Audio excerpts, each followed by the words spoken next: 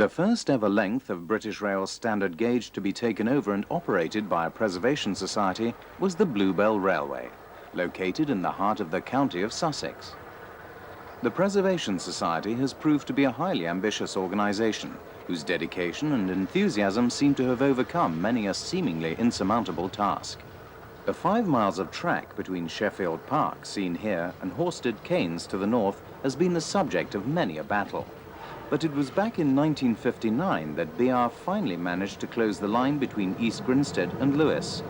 The line did reopen as a preserved railway in 1960, due to the perseverance of the Bluebell Preservation Society. And the story of this achievement is indeed fascinating. The Bluebell acquired its nickname when reporters covering the closure of the line found the Lewes and East Grinstead line too wordy. The profusion of bluebells between Sheffield Park and Horsted Keynes in the spring has provided an obvious nickname over the years, and so the line became widely known as the Bluebell Line. The years of the country branch line as part of the national network showed fluctuations in fortunes, but the railway between Lewes and East Grinstead remained in operation for some 76 years. It served the community both for passengers and also as a means of transporting materials into or out of the area, rather than using the declining canal systems. It was also a useful overflow for the main Brighton to London line, thus being a secondary line. The history of the Bluebell line is primarily concerned with the story of the people and their lives, work and personalities, giving the railway its living presence.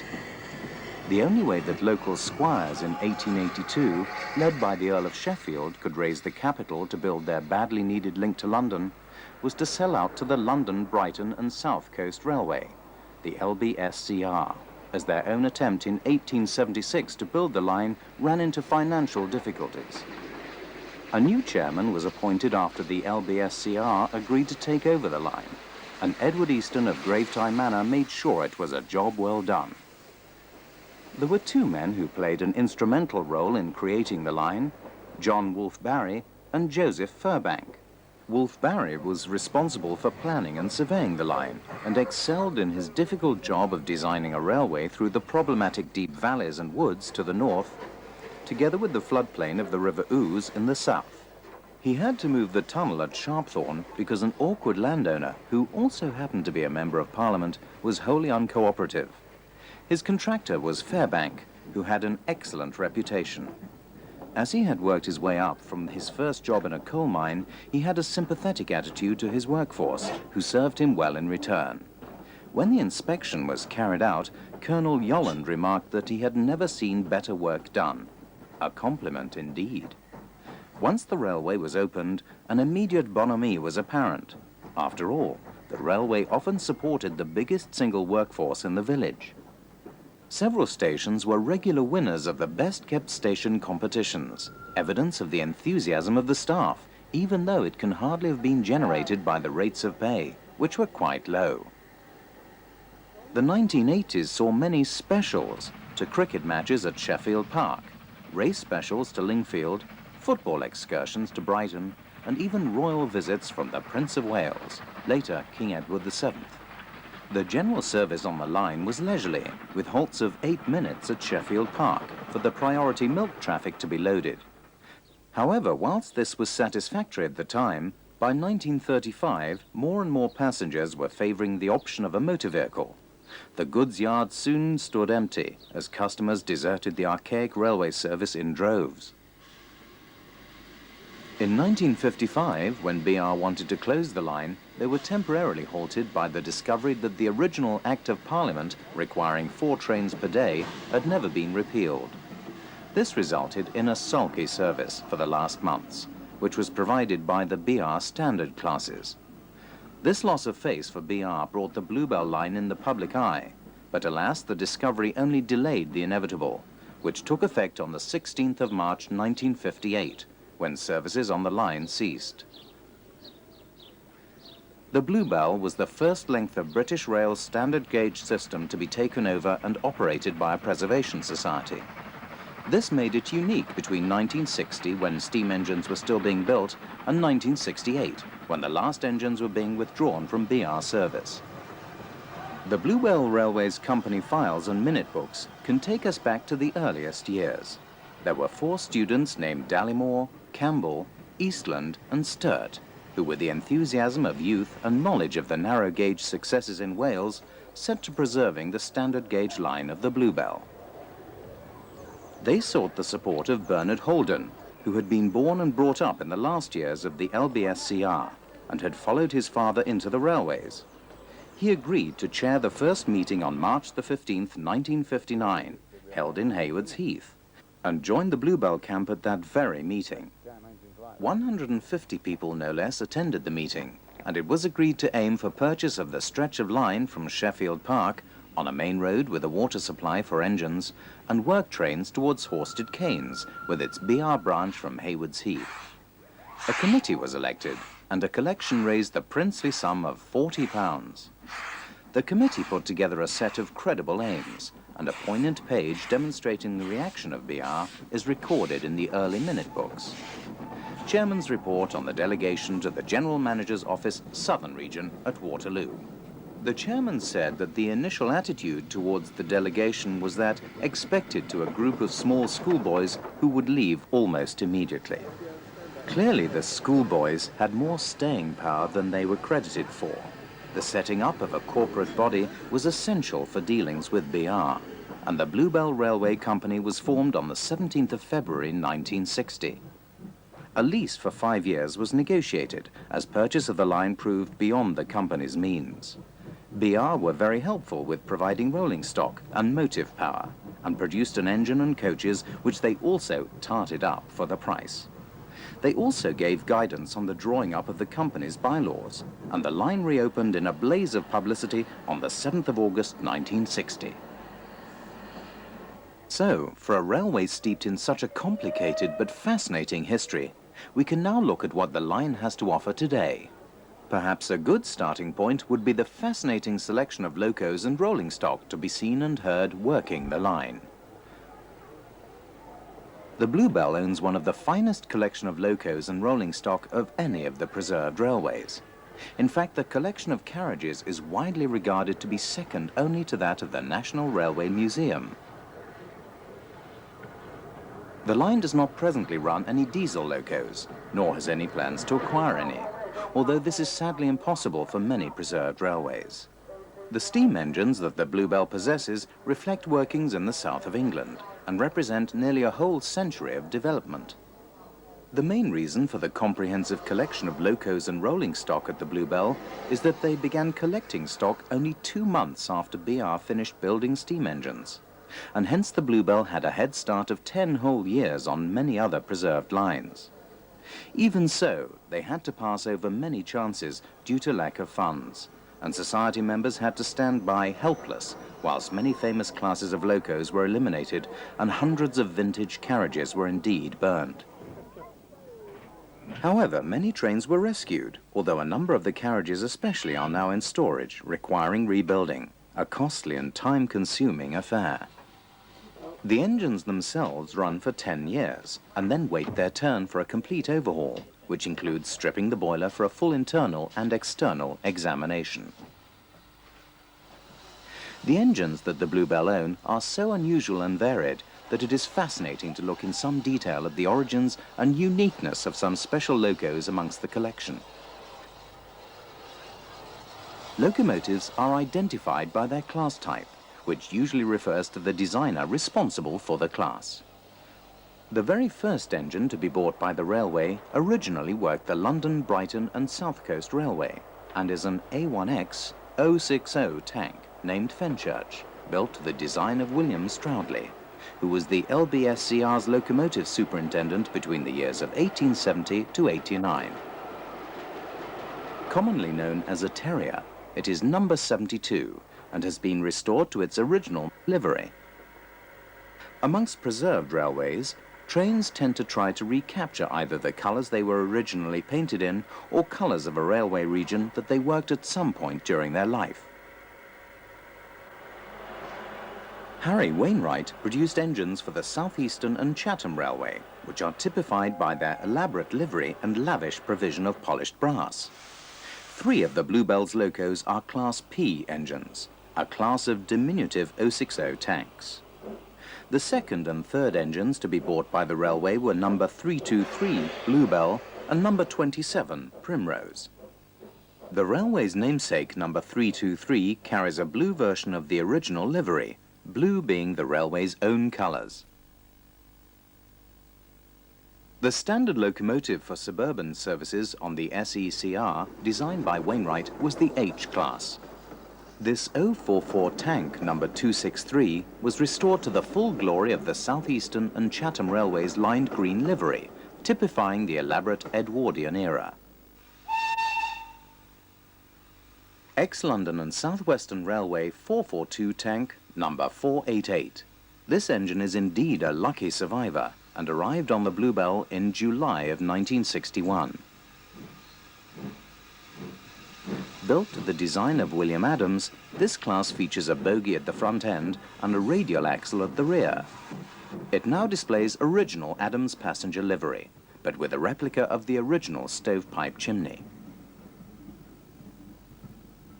The other Adams engine, 040 tank number 96 Normandy, a Class B4, looks so radically different from the Adams radial tank that it is hard to believe that only 8 years separates the two. Normandy was built for duty in Southampton docks, and it is a short but heavy tank with only 4 wheels arranged on a short wheelbase to cope with sharp curves. Now restored in the dark green livery used by the LSWR in Adams' time, the engine spent much of 1987 on loan to the Swanage Railway in Dorset. This loaning of engines between preserved railways is quite a frequent practice, and is an exciting experience for the recipient railways, as well as for the visitors to the railway itself. A very famous engine designer was Richard Maunsell, and it would be fair to say that the Bluebell has the best collection of Maunsell locomotives amongst the preserved railways. They are able to work classes U, Q and schools, and the Bluebell line has 2 S15 class engines in residence. Before World War II, the famous designer Bullard joined the Southern Railway, and he designed 4 classes, 2 of which the Bluebell has examples of. We were lucky enough to witness this first run of the strikingly unusual Q1 since 1983, which is on loan to the railway from the National Railway Museum. Affectionately known as a Charlie, it was built during wartime, and the requirement was for high power output for the weight and good reliability, but for a cheap construction price. It was meant to be an updated version of 060 Tank Q class, number 541, which returned to steam in November 1983 after extensive restoration at Sheffield Park Works that lasted 5 years. The Q1 in comparison, however, has been described as, at best, functional, and indeed it is said that when a German bomber damaged one, the locomotive staff at the shed wanted to give the man a British medal. However, it cannot be denied that even if the result was its strange appearance giving cause for debate about its elegance, this wartime austerity engine certainly paid its way. Another Maunsell class represented on the Bluebell is the Class V or Schools class. 440 tender engines were a favourite wheel configuration on fast passenger work on Southern Railways for nearly a century.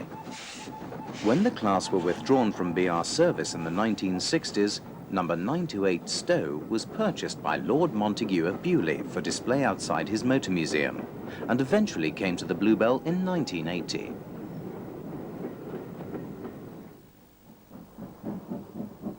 The Do Anything Maunsell 260 classes, number 1618 and 1638, are Class U engines, originally introduced in 1917. Previously working as mixed traffic engines on the Southern Railway, the success of number 1618 on the Bluebell after its return to traffic in 1987 led the railway to purchase a second Class U loco, namely number 1638, bought privately in 1980.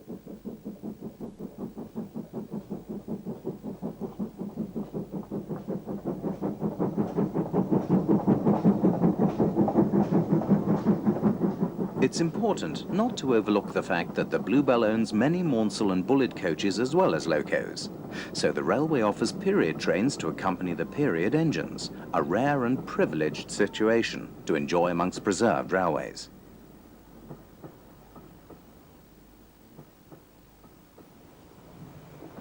The bluebell also owns examples of bullet Pacifics, including numbers 34023, Blackmore Vale, and 34059, Sir Archibald Sinclair.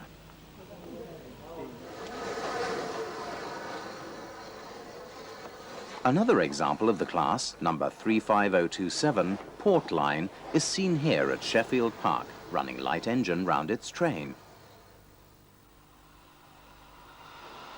This particular loco, originally built in 1948, was rebuilt 3 years before Sir Archibald Sinclair in 1957, thus explaining the similarity of the two engines. Restoration of Port Line took place at the old Swindon Locomotive Works, and on a busy Easter weekend, we were privileged to join the crew for the 7.5-mile journey up the line.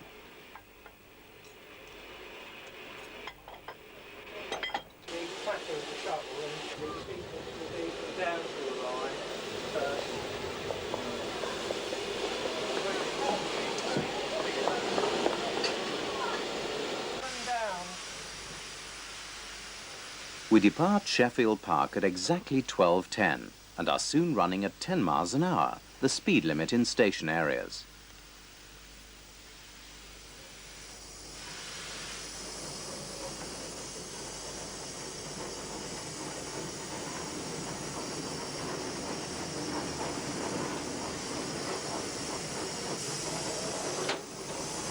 As well as crossing the visible River Ouse, we have also just crossed the Greenwich Meridian.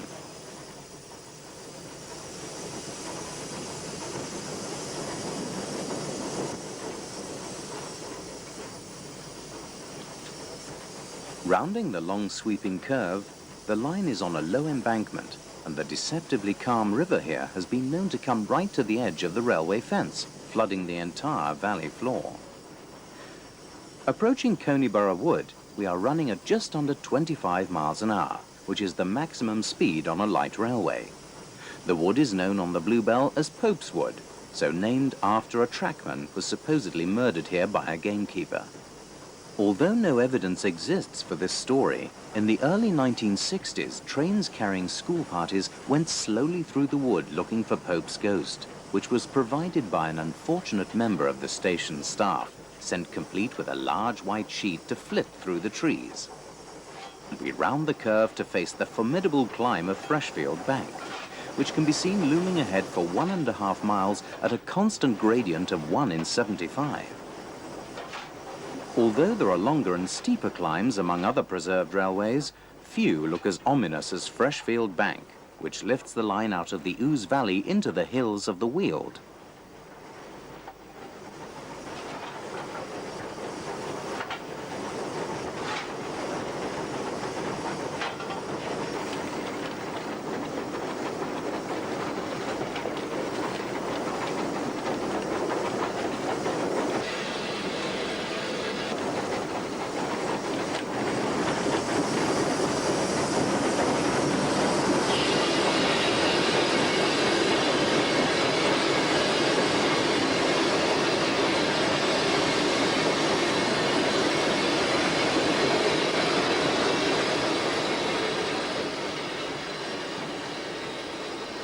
At the end of the climb, Freshfield Halt is revealed, which was never a stopping place before it was created by the Bluebell in 1960.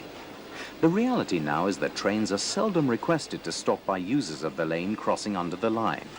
However, the halt has improved safety standards as line-side pass holders can utilize it rather than walking the track from Sheffield Park.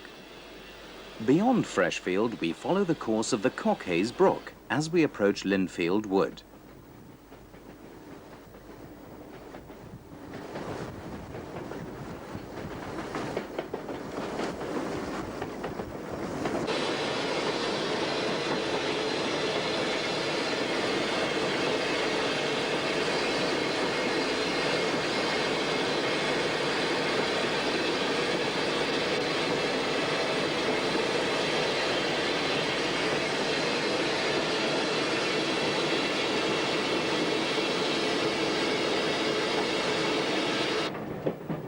Crossing the road from Haywards Heath to Horsted Canes, we hit the 1 in 75 gradient again and reach the Horsted Canes distance signal, which shows clear.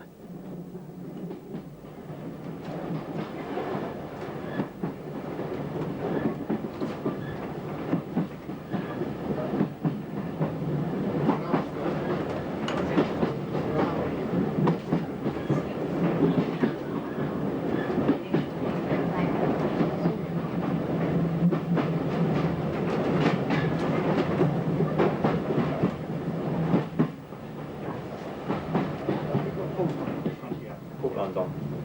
Big merchant navy. We've got a little line in the steam on the front of this one. You've got the U-class 1618, hopefully she'll work today. And fuel. The station itself boasts 2 island platforms and a third one where we can see the station house and main buildings.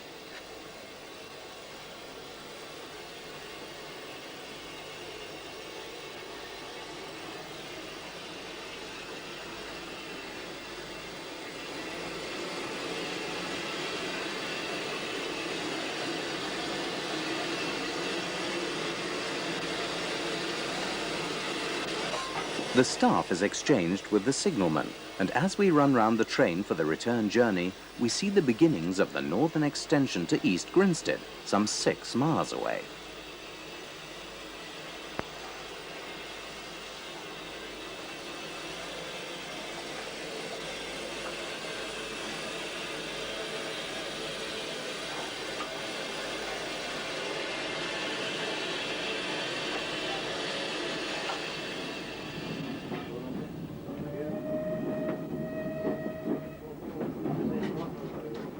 With the ever-present ambition of the volunteer movement of the Bluebell, this extension is already well underway. Back in 1985, after a long hard fight, the Bluebell obtained permission for the extension, and local landowners were approached in order for the trackbed to be bought. The society became a public company to this end, and a share issue followed, raising the pleasing sum of £460,000 within the first year. The only surviving station on the approved extension, Kingscote, 2 miles south of East Grinstead, was bought in 1985.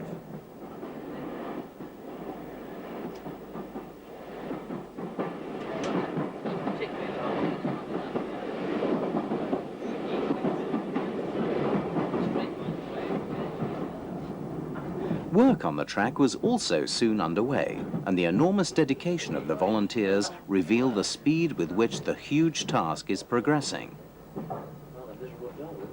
What, that? Yeah, we do pretty well with the locals here.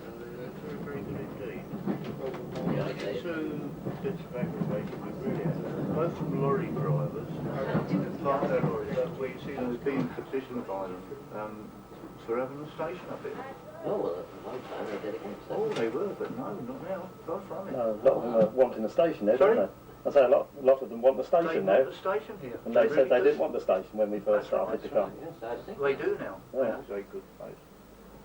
It's a new place anyway, no one's taken any film here much.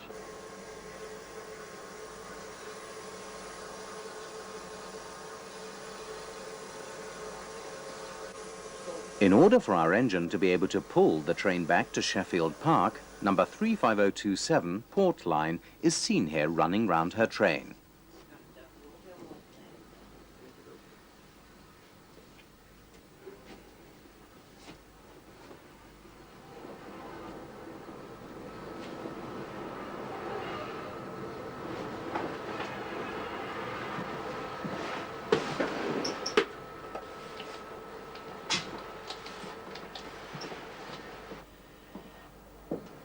The points are changed and the impressive engine is coupled up to the former last coach of the train for the return journey.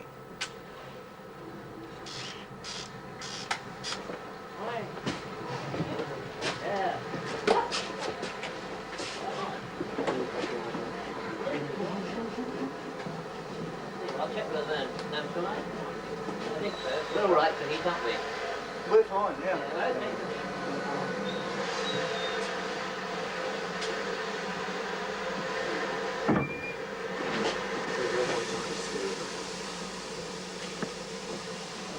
That is really the motto of the Bluebell Line: dedication and perseverance. This is a unique story of the people in the Preservation Society who from the early days paved the way for other preservation groups to have the confidence to fight for the life of the steam engine as a working, living being.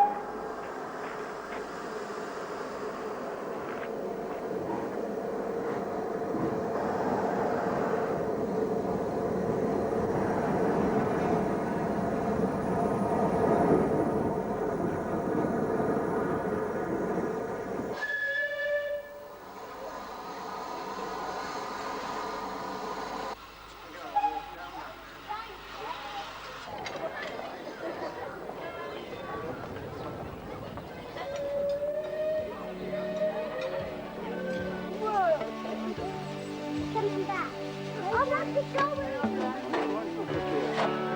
right, is it? Wait for a minute.